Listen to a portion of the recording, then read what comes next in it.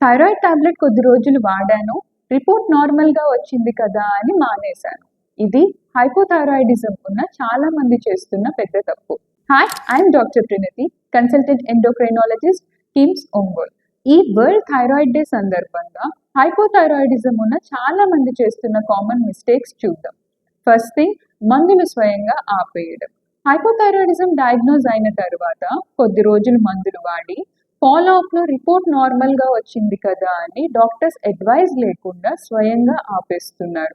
మీకు ఆ రిపోర్ట్ నార్మల్‌గా వచ్చింది అంటే మీ బాడీకి అంత డోసేజ్‌లో థైరాయిడ్ హార్మోన్ అవసరం అని అర్థం.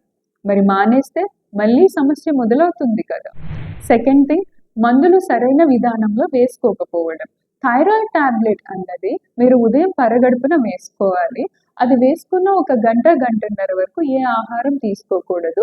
మంచినీళ్ళు తాగొచ్చు. మూడవది, ప్రతిరోజు మందులు వేసుకోకపోవడం.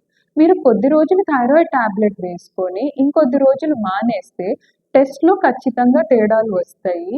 అండ్ మీకు ఏ డోసేజ్ కరెక్టో డాక్టర్స్‌కి చెప్పడం కూడా కష్టమవుతుంది. నాలుగవది, ఐరన్, కాల్షియం అండ్ గ్యాస్ మాత్రలతో కలిపి వేసుకోవడం. ఈ టాబ్లెట్స్‌కి, థైరాయిడ్ టాబ్లెట్‌కి కనీసం 3 నుండి 4 గంటల గ్యాప్ ఉండాలి. లేకపోతే థైరాయిడ్ టాబ్లెట్ సరిగ్గా పనిచేయదు. ఇప్పుడు హైపోథైరాయిడిజం అన్నది చాలా మందికి కామన్‌గా ఉంటుంది. మీరు సరైన డోసేజ్‌లో thyroid tablet and regular follow అప్‌తో ఉంటే ఎటువంటి సమస్య ఉండదు. ఈ థైరాయిడ్ రిలేటెడ్ డౌట్స్ కోసం meet an endocrinologist near by because we care.